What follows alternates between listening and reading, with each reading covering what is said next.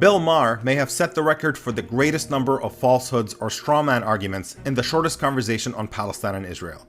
Here are 20 false or misleading claims he made last week in just a few minutes of talking about this. I was watching this war go on in Israel. Okay, first of all, this was not a war, because only one side has an actual military with actual fighter jets and tanks.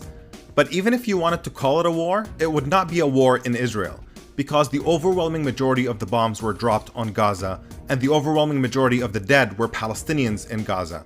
And Gaza is occupied Palestinian territory that is not in Israel. And it was frustrating to me because there was no one on liberal media to defend Israel, really. Alright, this one is so absurd, it really is hard to know how to respond. Yes, coverage was a little bit better this time. Instead of being uniformly pro-Israel, there was some recognition of Palestinian humanity, and there was some space for Palestinians to speak for themselves. But it was hardly the utopian coverage that Bill seems to be having nightmares about. I'd also like to say off the bat that I don't think kids understand, and when I say kids, I mean the younger generations, that you can't learn history from Instagram. I mean, you can't learn all of the history on Instagram, but you can learn a hell of a lot more following informative accounts like the IMEU on Instagram than listening to uninformed people like Bill talk about this. Well, Gaza fired 4,000 rockets into Israel. What would you say Israel should have done instead of what they did? Are you leaving anything out here, Bill? I mean, was Israel minding its own business when rockets were suddenly fired out of nowhere? Or did it just skip your mind that Israel is suffocating millions of people in Gaza under siege and is carrying out ethnic cleansing in the West Bank? I mean, what if Canada fired 4,000 rockets into America? Again, is America occupying Canada and preventing Canadians from getting access to clean drinking water? Because if they were, then this would be an apt analogy, and we can talk about correcting America's behavior and then achieving peace through justice. Or Mexico, which is an even better analogy because we actually did steal the land from Mexico. I would submit that Israel did not steal anybody's land. This is the most ridiculous claim of them all. Israel was literally built on land theft and ethnic cleansing. To establish Israel, they destroyed more than 500 Palestinian towns and villages and drove out more than 750,000 Palestinians out of their homes. This is another thing I've heard the last couple of weeks, words like occupiers and colonizers and apartheid, which I don't think people understand the history there. At this point, Bill is like a falsehood machine. Of course Israel is an occupier. It says it right there over and over in a mountain of UN resolutions and in the opinion of the International Court of Justice and in the reports of every major human rights organization in the world. And of course Israel is a colonizer. They are literally building colonies on stolen Palestinian land to the condemnation of the entire world. And of course Israel is an apartheid state. You can just read the details of that in this recent Human Rights Watch report detailing Israeli apartheid. Or you can just watch this clip. מפה, מנון, רק יהודים. למה? קפטן, החליט. The Jews have been in that area of the world since about 1200 BC, way before the first Muslim or Arab walked the earth. Okay, now we're getting a little stupid, so let's clarify the issue. There are lots of civilizations that lived in Palestine, including the Canaanites and the Jews and the Persians and the Romans and the Byzantines and the Umayyads and the Crusaders and the Ottomans. There's no denying that there is a legitimate Jewish connection to the land of Palestine, in the same way that there is no denying that there is a Christian connection and a Muslim connection to the land.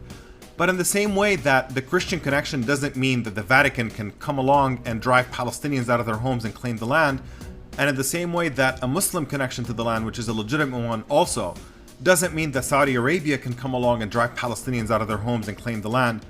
The legitimate Jewish connection doesn't mean that European Jewish settlers can come along and throw Palestinians out of their homes and ethnically cleanse them to create a Jewish state of Israel. That's what we're talking about here. This isn't about which religion came first. This is about whether the indigenous people of Palestine can be ethnically cleansed out of their homeland in order to create a Jewish state that denies the rights of non-Jewish inhabitants in the land. There was never a country called Palestine that was a distinct Arab country. It's really bizarre that you think this is relevant. Yes, Palestinians did not have a recognized independent state before the creation of Israel, and neither did the natives who lived in America before Columbus arrived. But that did not change the fact that they lived here and this was their land. The idea that it becomes okay to ethnically cleanse people out of their land that they've lived on for thousands of years simply because they did not have an independent state is just ridiculous. The UN in 1947 said, okay, we're going to partition it. We have a map. I want to show it. People forget what the map looks like. This is what was on the table at the beginning. The green is the part that the Arab population would have gotten. Once again, you're leaving out critical information, like the fact that Palestinians owned more than 90% of this land. And so of course they would reject a deal in which they would just have to give up half of their country. And of course the other side would be eager to accept a deal in which they would gain a ton of land that they've never owned. As for the modern two-state solution, which has been around for nearly 30 years, in which Israel gets to keep nearly 80% of the land and leaving Palestinians with barely over 20%, it is Israel that rejected that deal and insisted on colonizing all of Palestine. Hamas's charter says they just want to wipe out Israel. Their negotiating position is you all die. I am certainly no fan or defender of Hamas, but the you all die claim is just made up. Their new 2017 charter is available for everyone to read. Also, if you're concerned about mass deaths, you may want to notice that it's actually the Israeli military that's responsible for the most killing of civilians here. And it's not even close. Back in 2014, they killed more than 550 Palestinian children in Gaza in the span of 6 weeks. Ever heard of the phrase, actions speak louder than words? The two-state solution has been on the table a number of times. There could be an Arab capital in East Jerusalem now if Yasser Arafat had accepted that in 2003. He did not. That's also not true. The capital offered to Arafat was Abu Dis, which is near Jerusalem, but not in Jerusalem. I mean, they have rejected this and went to war time and time again. You just don't know what you're talking about. Palestinians repeatedly said no to tiny and isolated and separated pieces of land that would not make for a viable Palestinian state.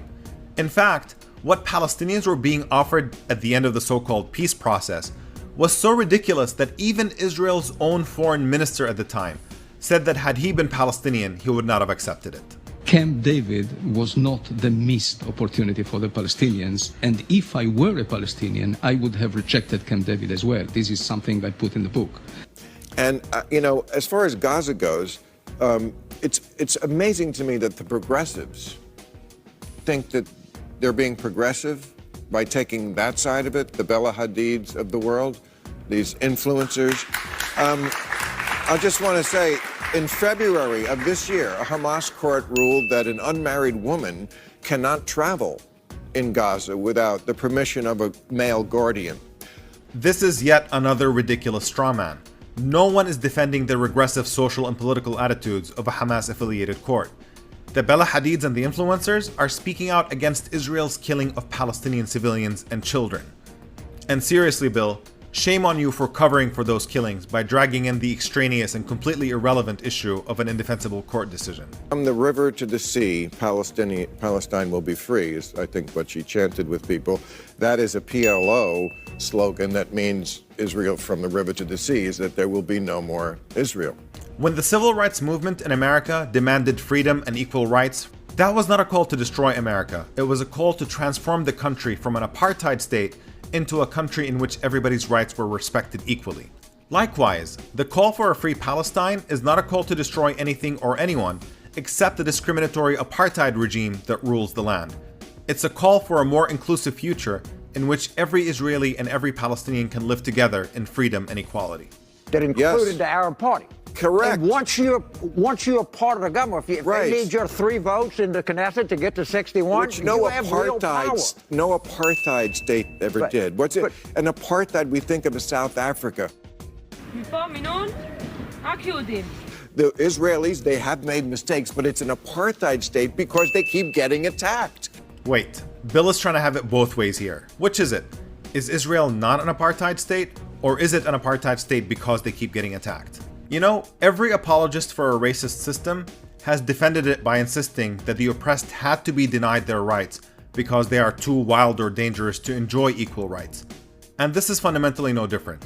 It tells you everything you need to know about Bill's worldview, and really that of the Israeli government, which is that they don't see Palestinians as equal human beings who are deserving of freedom and equality.